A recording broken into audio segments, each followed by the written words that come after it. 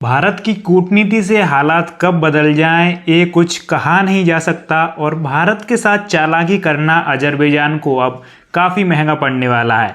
तुर्की के पीछे पीछे चलने वाला अजरबैजान अब सोच रहा है कि भारत से दुश्मनी करना उसे इतना महंगा पड़ जाएगा। जी हाँ दोस्तों, आज हम आपको बताएंगे एक ऐसी रणनीति के बारे में जो चुपचाप तैयार हो रही है। भारत का एक छोटा लेकिन ताकतवर जवाब तुर्की और पाकिस्तान के गहरे रिश्तों को पहुंचने वाला है। ये जवाब है आर्मेनिया, एक छोटा सा देश जो दक्षिण काकेशस में स्थित है। एक ऐसा देश जो अब भारत की रणनीतिक नीति में तेजी से अहम भूमिका निभा रहा है और तुर्की और पाकिस्तान को जवाब देने वाला है। कैसे, क्यों और इसका असर तुर्की पाकिस्तान पर क्या होगा, चलिए विस्तार से समझते हैं। अब सबसे पहले आप समझ लीजिए कि आर्मेनिया आखिर है कहाँ और ये भारत के लिए क्यों अहम है। दक्षिण काकेशस यानी साउथ काकेशस ये वो इलाका है जहां तीन देश आर्मेनिया, अजरबैजान और जॉर्जिया हैं। यह इलाका यूरोप और एशिया के बीच की रणनीतिक चौराहा है। यहीं से होकर निकलती है रूस की गैस पाइपलाइन, तुर्की की कनेक्टिविटी और चीन का OBOR प्रोजेक्ट। यह आर्मेनिया की खास बात है कि यह अजरबैजान और तुर्की से दुश्मनी रखता है और अजरबैजान और तुर्की दोनों भारत के दुश्मन हैं, तो दुश्मन का दुश्मन भारत का मित्र हुआ और यह ईरान और भारत के करीब आ रहा है। साथ साथ यह तुर्की पाकिस्तान गठजोड़ को चुनौती देने के लिए भारत का नया सहयोगी बन रहा है साउथ काकेशस में। अब पिछले कुछ सालों में तुर्की ने पाकिस्तान का खुलकर समर्थन किया था, चाहे वह कश्मीर का मुद्दा हो, चाहे संयुक्त राष्ट्र में भारत के खिलाफ बोलना हो और चाहे पाकिस्तान को ड्रोन टेक्नोलॉजी और मिलिट्री ट्रेनिंग देना हो, चाहे ऑपरेशन सिंदूर में पाकिस्तान की मदद करना हो। इसके बदले पाकिस्तान ने भी तुर्की के साथ डिफेंस डील्स की हैं, नेवी और एयरफोर्स का सहयोग भी बढ़ाया है और वहीं अजरबैजान के साथ मिलकर आर्मेनिया के खिलाफ जंग में समर्थन किया है। आपको बता दें 2020 में नारगोनो काराबास युद्ध में पाकिस्तान, तुर्की, अजरबैजान एक साथ थे और आर्मेनिया अकेला था। अब भारत के लिए यह सीधा संदेश था, अगर तुर्की और पाकिस्तान साथ हैं तो हमें भी एक जवाबी रणनीति बनानी होगी।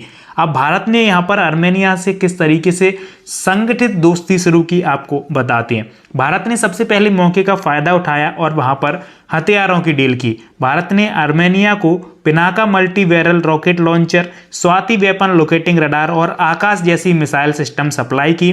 2023 में भारत ने लगभग 2500 करोड़ की डिफेंस डील आर्मेनिया के साथ की। भारत ने आर्मेनिया के क्षेत्रीय अखंडता का समर्थन किया, वहीं पाकिस्तान और तुर्की के दखल की निंदा की। भारत, ईरान और आर्मेनिया मिलकर एक अल्टरनेट ट्रांजिट कॉरिडोर बना रहे हैं ताकि पाकिस्तान को बाईपास करके यूरोप से सीधा संपर्क बढ़ाया जा सके। अब इससे पाकिस्तान को बहुत बड़ा असर पड़ेगा क्योंकि भारत को अब यूरोप तक माल भेजने के लिए पाकिस्तान की जरूरत नहीं पड़ेगी। आर्मेनिया, ईरान और रूस के रास्ते भारत खुद अपना नेटवर्क तैयार कर रहा है।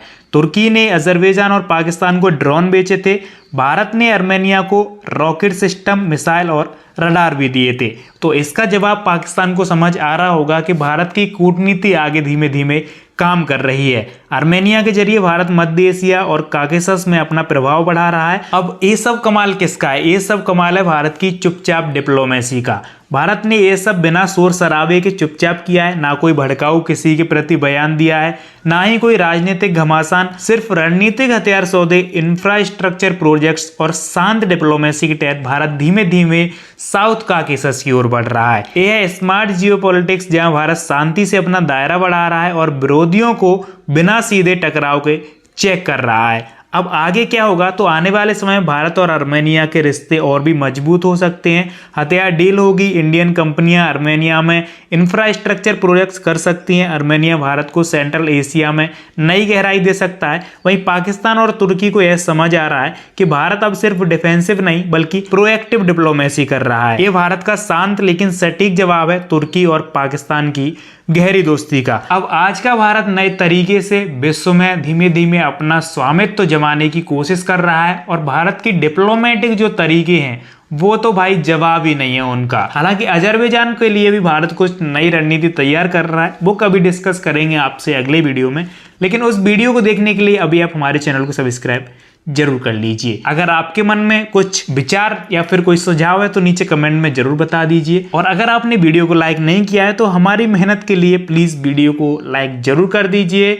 मिलते हैं आपसे अगले वीडियो में, तब तक के लिए जय हिंद, जय भारत।